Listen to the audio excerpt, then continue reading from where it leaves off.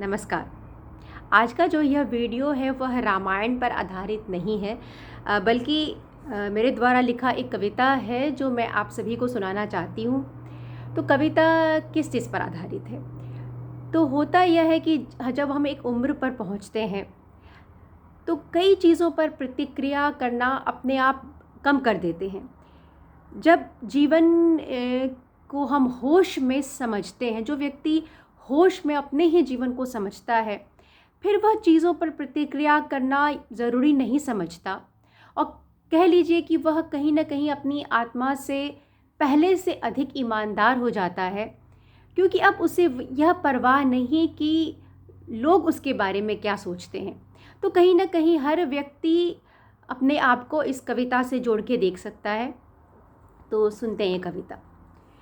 किताबों से न सीखा जो तजुर्बे ने सिखा दिया, किताबों से न सीखा जो तजुर्बे ने सिखा दिया कि अब फ़र्क कुछ पड़ता नहीं, यहाँ तक लाकर बिठा दिया। किसी के सुख के हिस्से पर पहले भी नज़र न थी हमारी, किसी के सुख के हिस्से पर पहले भी नज़र न थी हमारी, जो हमारा था हक उससे भी कभी कभी हटा लिया।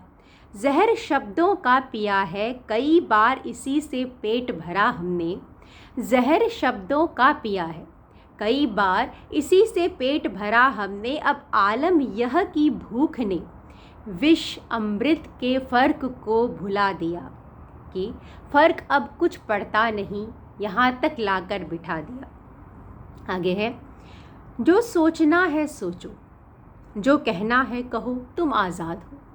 जो सोचना है सोचो, जो कहना है कहो, तुम आज़ाद हो। कि मैं भी तो आज़ाद हूँ अब तुम्हारे सोचने कहने के प्रभाव से। तुम मुझे चांद की चांदनी कहो या कहो अमावस की काली रात, तुम मुझे चांद की चांदनी कहो या कहो अमावस की काली रात। सच तो यह है कि न खुश होती हूँ ना ही चुभती है अब तुम्हारी कही कोई बात।